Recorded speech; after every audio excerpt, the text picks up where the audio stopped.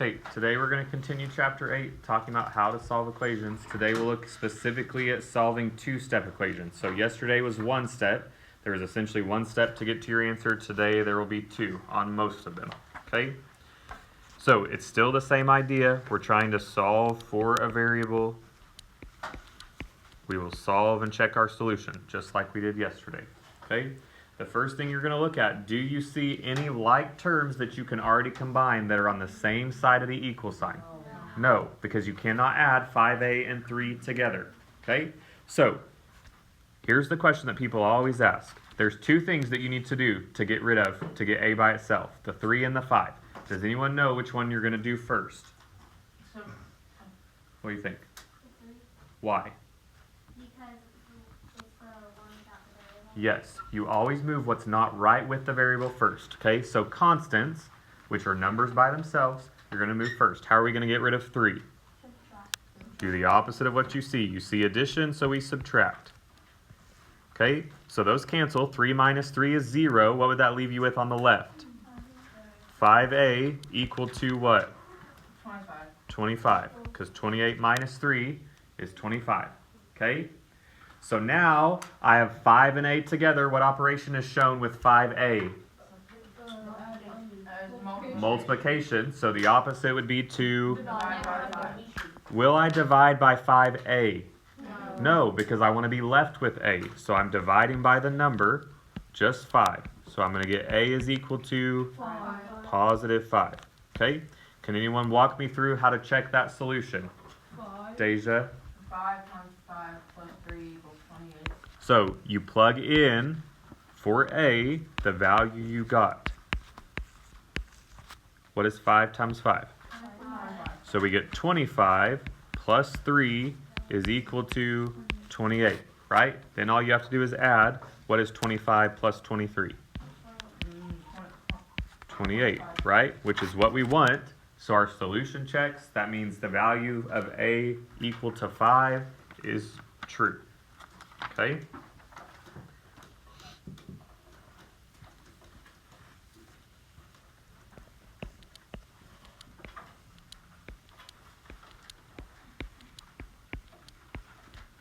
All right, let's look at 1/3 g plus 4 is equal to 2. Somebody want to try this one?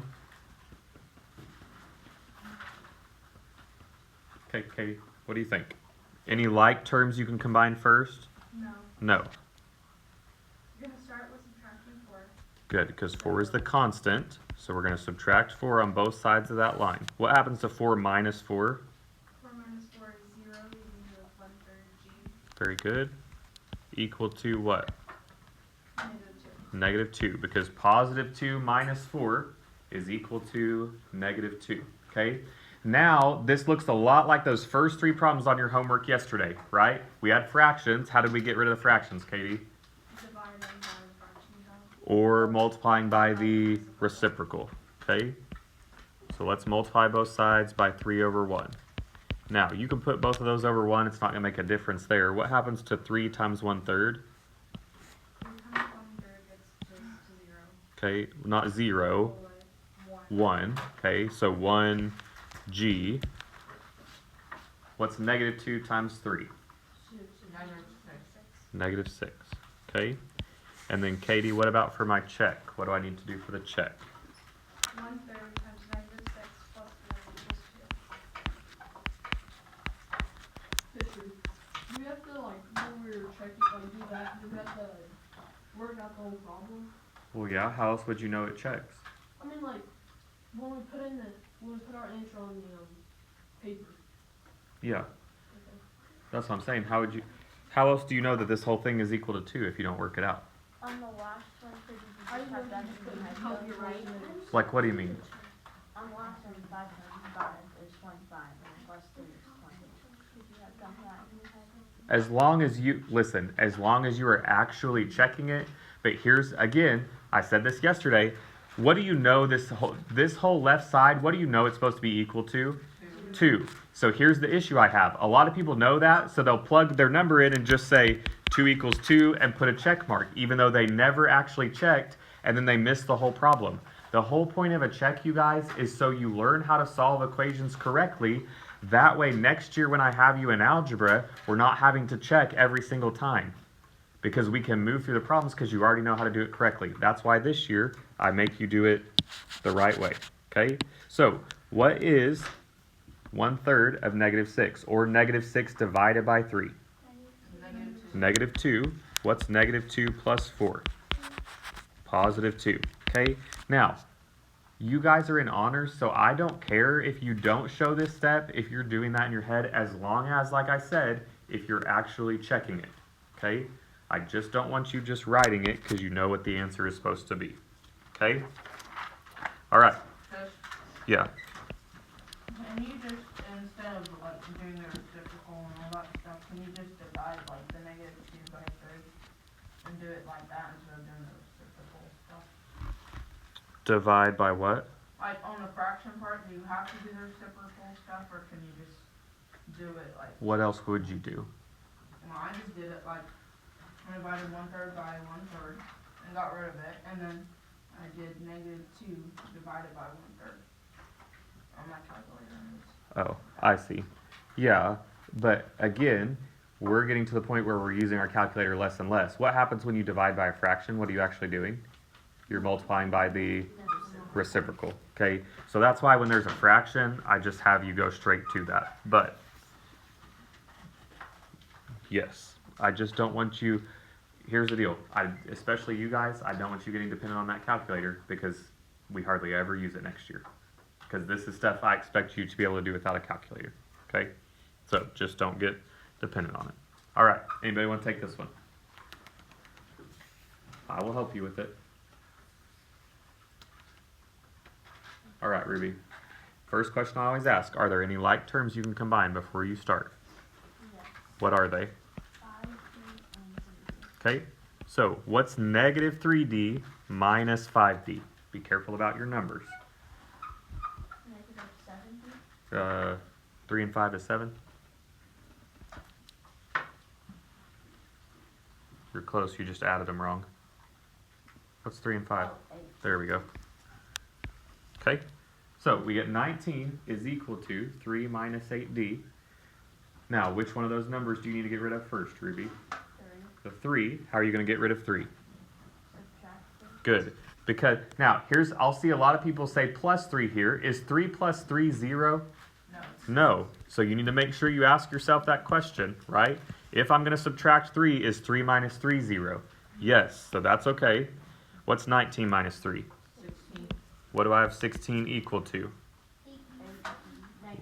Negative 8D. Don't forget that negative, okay? All right. Now, what operation do I see with -8 and D? Multiply. Multiplication. The opposite is to Divide. divide. Divide by the exact number you see. What number do you see? -8, okay?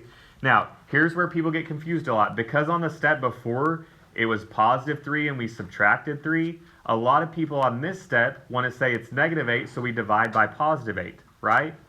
But we can't divide by a +8 because that would leave you with a negative value for your variable, okay? So, for division and multiplication, you always use the exact number that you see, okay? What would that give you for your answer, Ruby? Positive. No, negative. -2. Okay? All right, then Ruby, what about my check? You have to plug in -2 to 3D. 3 minus 3 times -2 minus 5 times -2. Okay? All right, we're going to bring the 3 down. What's -3 times -2?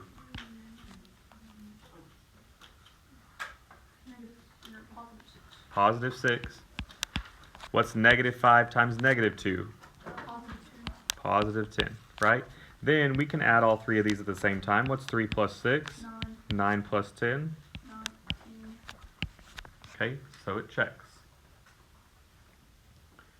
All right, questions on that one? All right.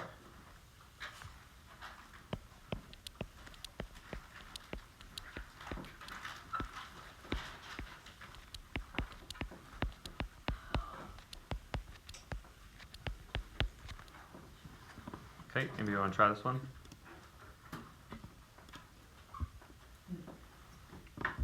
Again, I will help you. Come on, somebody. All right, Katie. Okay, listen. I have decimals and I have fractions. Anytime they're all decimals, they should stay decimals. Anytime they're all fractions, they should stay fractions. What happens when there's a mixture? Yeah, I would go to decimals. You could go to all fractions, but it's going to be easier to go to decimals, right? What number's in front of y here that we don't see? 1. So how can I change 1/5 to a decimal? 1 Okay, somebody do that and tell me what you get, please. Just 0.2. 0.2 what? Y plus 2.4y plus what? 0.1y. 0.1y. Okay? Alright, Katie, do you see anything else you can do? Combine like fractions. Good. What are my like terms? 0.2y, 2.4y, 0.1. Yeah, everything here, right? So what's 0.2 plus 2.4 plus 0.1? 2.7. Yeah. Okay? Alright, so now it's really a relatively simple problem, right? Katie, what's the only other thing you need to do? Get rid of the 2.7 How do you do that?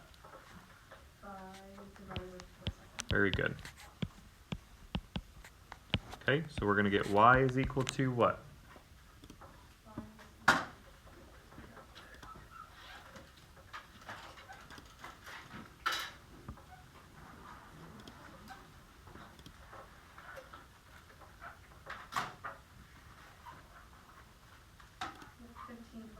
Very good.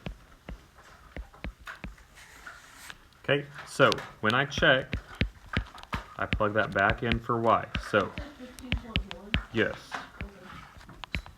15.1 divided by 5. 2.4 times 15.1 plus 15.1 divided by 10. I'm just going to call on people I see that have calculators. Deja, will you do 15.1 divided by 5? Jalen, will you do 2.4 times 15.1? And who else has a calculator? Reese, do the last one, 15.1 divided by 10. Okay, Deja, tell me what you got. 4.02. Jalen. Reese. Okay, then all you'd have to do is add all those together. What do you think they're going to give you? 40. Yes. Remember, you should always check that in your calculator, but when we add those, we do get 40.77. Okay? Do we feel a little better about it today than we did yesterday? Yeah. A little bit. Usually after the second day, like, we start to feel a little bit better about it. Okay? Now, let me show you this one last problem, because you're going to see one like this on your Alex today.